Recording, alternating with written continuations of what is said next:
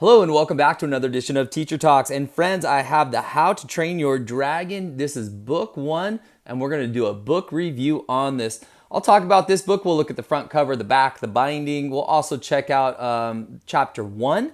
And I'm not going to read the whole chapter 1, but I will read a page or so we can get a feel for the book and kind of that leveling of the book. So speaking of levels, if you know this channel, you know that I'm very strict about reading levels and making sure that if you're trying to improve your reading, that you're reading books at your level. Don't try to read books that are too hard for you. It doesn't help you out. So where does this book come in? Well, on the GRL, our leveling system, the guided reading level, this comes in at a level T.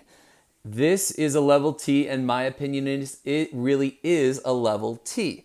The reason I say it that way is, you know, I do a lot of graphic novel reviews on my channel, and a lot of times the graphic novels really read easier than what they're actually at. For example, Big Nate, which I have a bunch of books on. Most of the Big Nates are at a level S, but really I feel like they read much closer to like an M or an N or a P, something a little bit lower than that. But this guy here, it really does read at that T level, and that T level puts this guy at about a 4th grade book. So if you're at a lower level, 2nd or 3rd grade, boy, you really need to be a very, very strong reader, or you need to have somebody else who can read it with you and support you, or maybe read it to you. All right, so let's take a look. And this is a book by Cressida Cowell. And I apologize if I got your name wrong there. But and this is the hardcover book. And I'll tell you what, one of the things that drew me to this book is it's just a beautiful, beautiful book. And the reason I say it that way is it's kind of got this painting, so it's like sort of old-fashioned, vintage-looking book. And the paper inside, all right, spoiler alert, but the paper inside, it's kind of cut, so it's a little bit offset and just kind of like an old-fashioned book might feel. So even though this book is absolutely brand new, it just feels like it has some authenticity to it, that it's been around for a long time. So very cool. All right, let's read the back. Here it says, Chronicle, color, a disgusting combination of green, beige, and brown. Nasty bits, razor sharp teeth and spikes. Threat to Vikings, minimal if you have 2 legs. Brutish, stupid, and altogether quite ugly. This fellow is slow and often too fat to fly. This is good news for the average Viking. Make a hasty retreat before he takes a bite from your hide with his pointy teeth.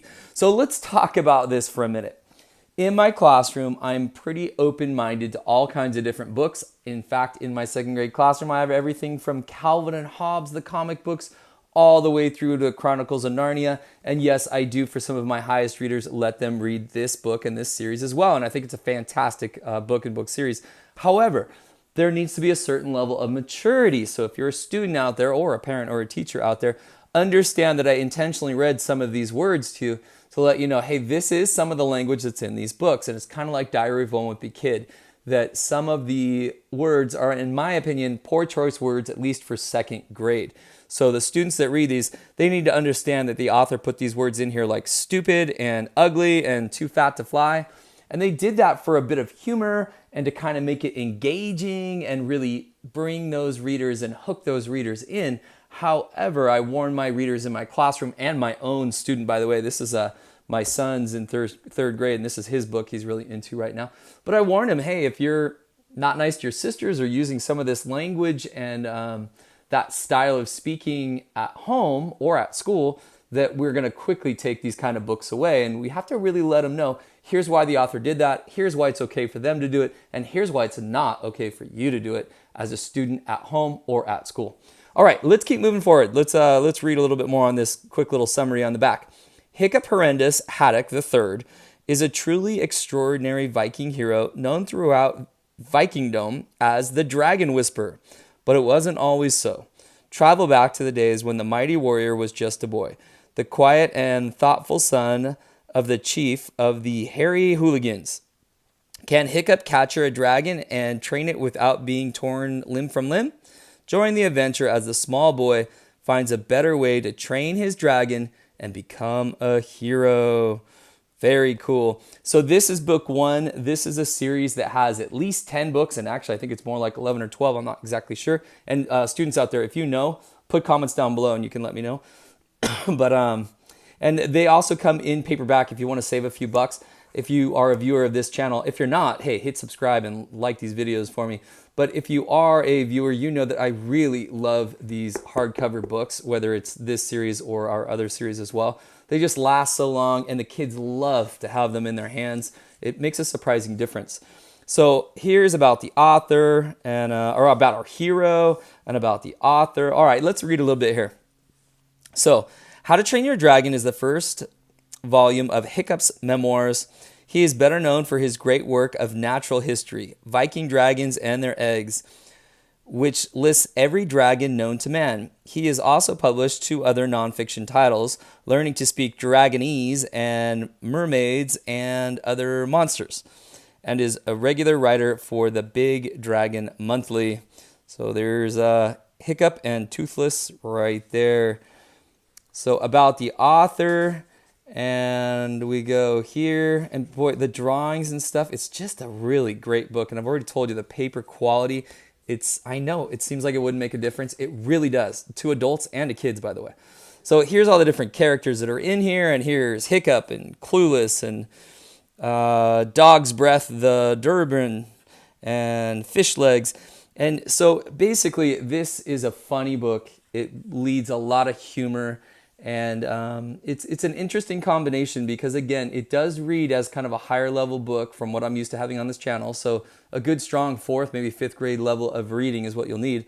But it has a lot of humor that could be considered to be appropriate for maybe the younger grades, maybe like 3rd grade, ish, and maybe for the more mature 2nd graders, something around that level. So very, very cool. All right, let's take a look. Ooh, we got a cool map here. So the island of Burke and all these different areas around there. And the chapters kind of discuss these different areas, and they'll have different events going on in the different areas. All right, a note from our hero. There were dragons when I was a boy. They were giant, grim sky dragons that nested on cliffs tops like gigantic, scary birds. Little brown, scuttly dragons that hunted down the mice and rats in well-organized packs. Preposterously huge sea dragons that were 20 times as big as the big blue whale and who killed for the fun of it. All right, so that's all I'm going to really read just to kind of give you a little snippet of what we have going on here. But you can see some of these words, right? Preposterously huge. Got some big words in here. But if this is at your level and you kind of enjoy that humor, all right, spoiler alert, I'm not going to flip a whole bunch, but I'm going to flip a few more pages here. So there's chapter 1, First Catch a Dragon. And it's a good, just kind of funny, engaging, and I call it one of those books that kids are either going to not like it at all and don't want any part of it, but the ones who do like this style of book are going to fall in love with it. The ones in my classroom that love it, they carry this book around. They have this in one hand and Dogman in the other hand, and I can't take them out of their hands. So anyway, I'm going to also kind of zone in on a page right here. So if you wanted to press pause at home, you could do that. You could practice reading it. If you're a student out there, I strongly suggest that you practice this and then let mom, dad, grandma know, whoever you're going to have help you out purchasing this book or maybe checking out at the library, to let them know if you can or cannot handle this level of reading level. All right, guys, that's it for this one here. Hey, if you enjoyed this book review, please give me a thumbs up. Subscribe to this channel. I've got over 115 videos now, I believe, going everywhere from the Dave Pilkeys to the Jerry Pallotta Who Would Win series and more. So also put down in those comments below if you have some other book series or other ideas that you'd like me to make videos about. All right, guys, we'll see you next time. Thanks for tuning in.